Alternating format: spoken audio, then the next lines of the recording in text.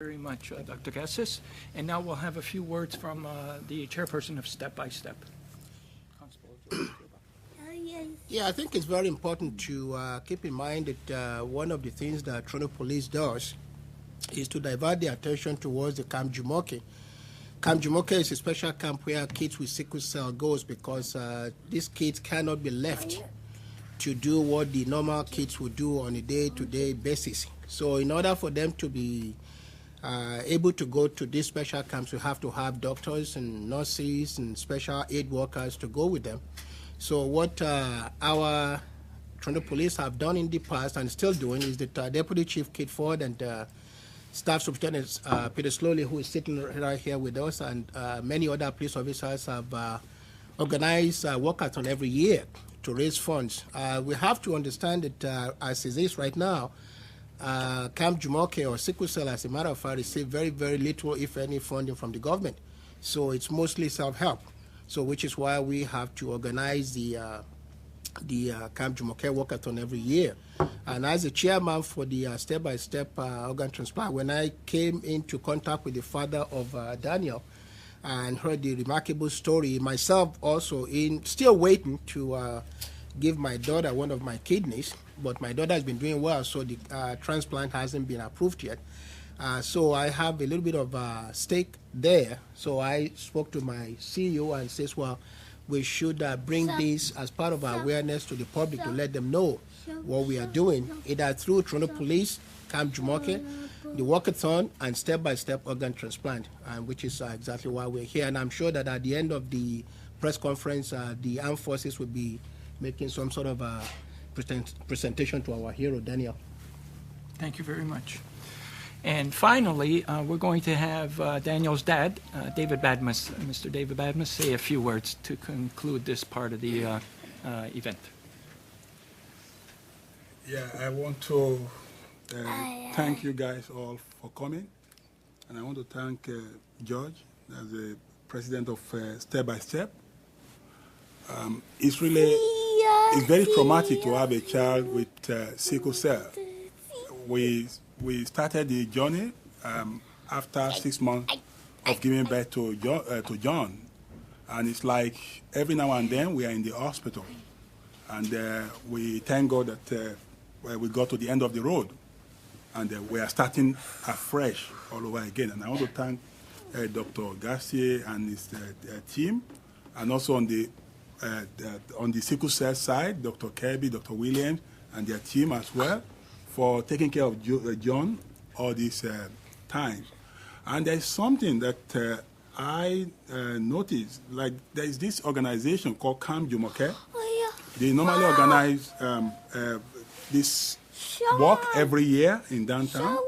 And next year, there's going to be a walk in Eglinton, Oakwood area. And the tentative date is June 22nd. The essence of this work is to create awareness and also to raise funds for research purpose. Because a lot of work needs to be done by Dr.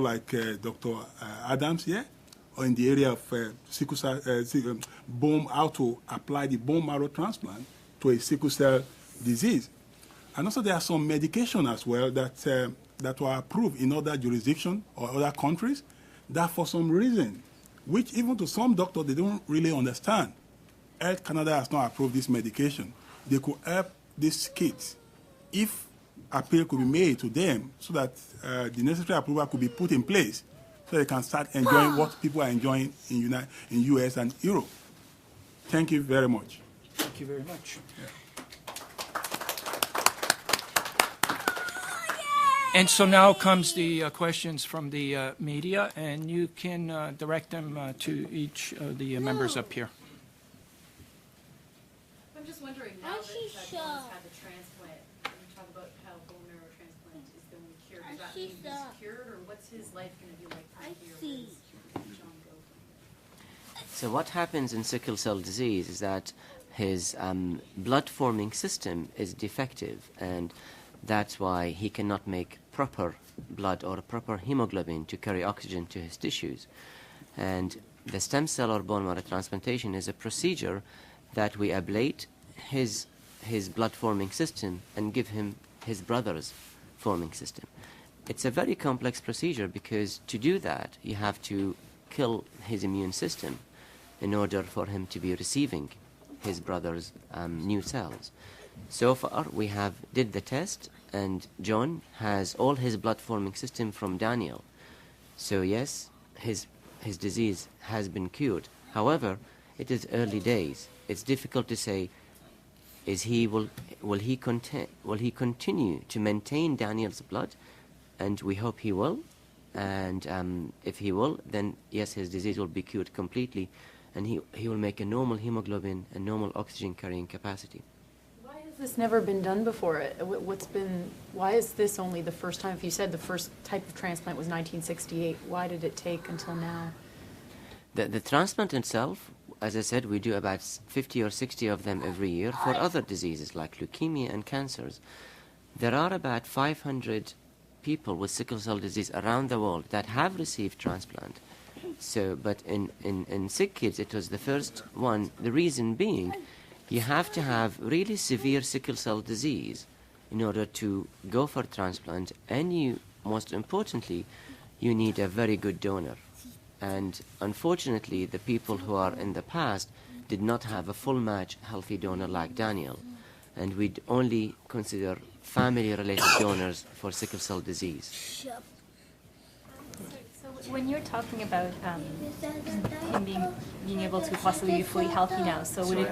Oh, sorry. When you're talking about Jonathan being healthy now, would he be able to, if it all, it's early days, but if it all goes according to plan, he'd have a normal sort of healthy life, or would there still be complications? Well, the complication that has already happened, it's happened. So John has suffered a stroke, so he's weak on one side of his body. With rehabilitation, this will improve. However, we are stopping the progression of the disease. So the disease caused damage to the blood vessels, to the kidney, to the brain, and from now onwards, because he can make normal hemoglobin and normal blood, that disease progression is stopped. But as I said, the challenge is that to continue for him to have Daniel's blood system in his body growing, and so far he's doing that. His prognosis without the transplant? That's a very good question, and if you read the literature, the median time for a sickle cell person to live is about 40 years. So if we think that the life expectancy in Canadian population is about 80 years, somebody with sickle cell disease will live about half that life. Now, there are some early indicators for children who have very severe disease at a very young age. They might have even less life expectancy, and John is probably one of them because he had a stroke at an age of less than 2 years. But hopefully with the new bone marrow that he has, this will not be an issue for him. Are there any implications for Daniel, for his health, or would he be okay from now on?